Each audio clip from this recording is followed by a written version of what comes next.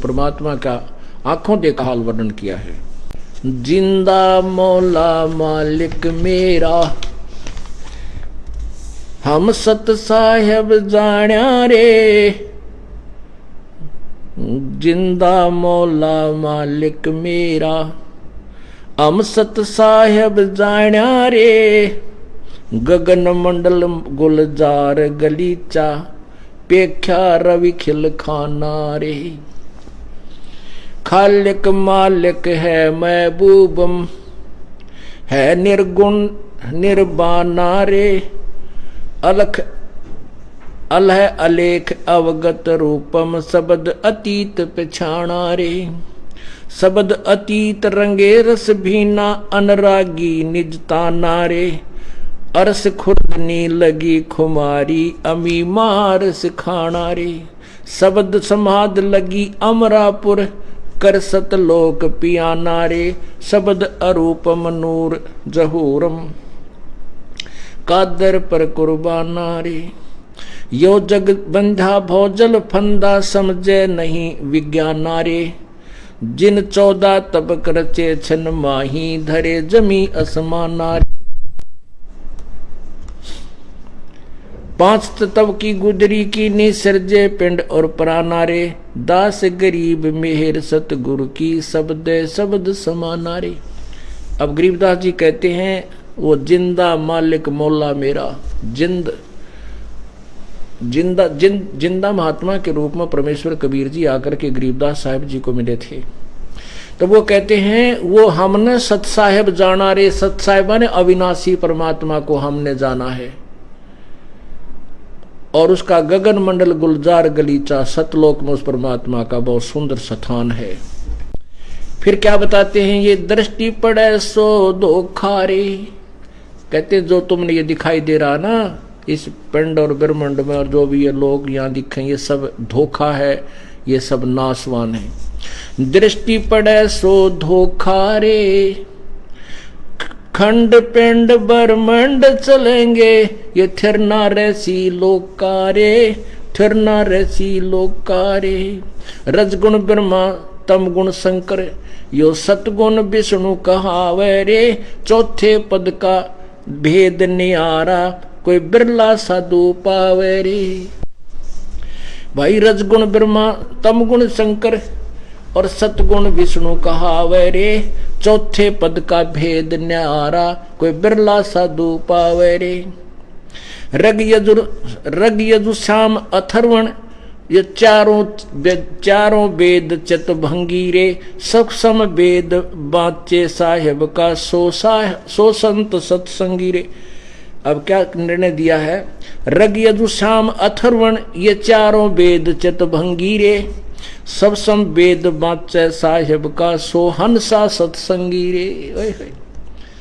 ये चारों वेद तो चितभंगी हैं, ये कहते हैं पता नहीं, कोई कहता है ऐसा है भगवान, कोई कहता है न्यू है। तो इन्होंने अपने आप जो थ्योरी बनाई है, और लास्ट में ये खुद कह देते हैं वो परमात्मा तो किसी तत्वदर्शी संत से पूछो। यानी पूर्ण ज्ञान नहीं है, ये भी चितभंग करने वाले, भ्रमित करने वाले ही है, पूर्ण ज्ञान नहीं रखते। और फिर क्या बताया है,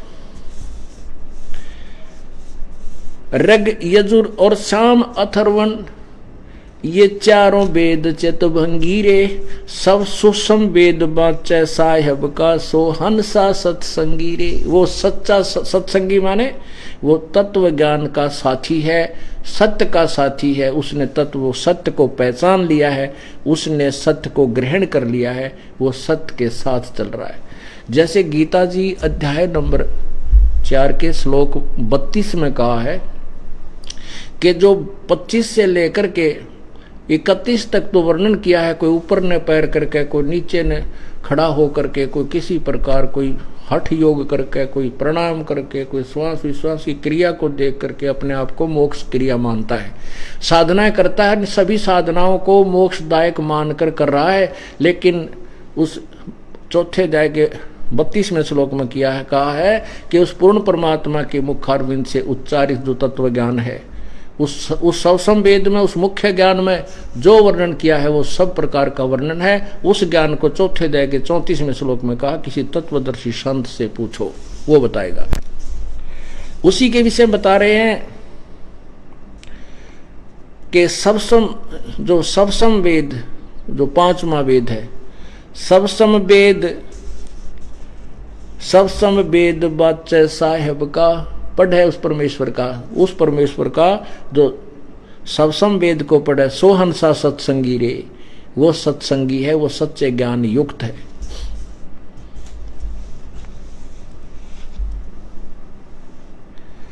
अलंकार अघ अनुरागी दृष्टमुष्ट नहीं आवे रे, अकह लोक का भेद न जाने, चारों वेद के गावे रे। आवे जावे सुहंसा कहिए, परमहंस नहीं आया रे, पांच तत्व तीनों गुण तूरा, यो तो कहिए माया रे। सुन मंडल सुख सागर दरिया, परमहंस परवाना रे, सतगुर मैली भेद लखाया है, सतलोक निधाना रे। अगम दीप अमरापुर कहिए, हिलमिल हंसा खेले रे, दास गरीब देश वो दुर्लभ, कोई सच्चा सतगुरु बेले रे। कहते हैं वो सतलोक बहुत दुर्लभ है, लेकिन कोई सच्चा संत सतगुरु, सच्चा संत ही, पूर्ण संत ही उसको, तो आपको वहां सतलोक ले जा सकता है।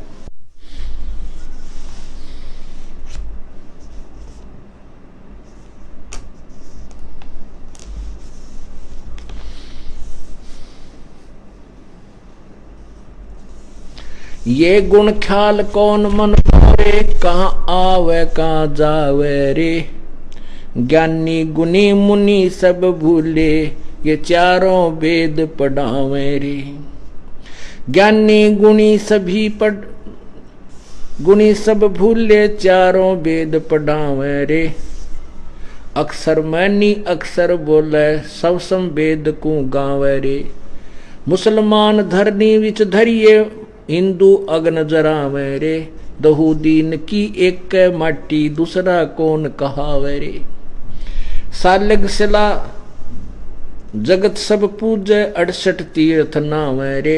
गरुड़ पुराण प्राणी सब सुनही, वो विधि पिंड बहुविध पिंड भरावे रे। अंत कोट 84 भटके, जन्म जन्म डैकावे रे।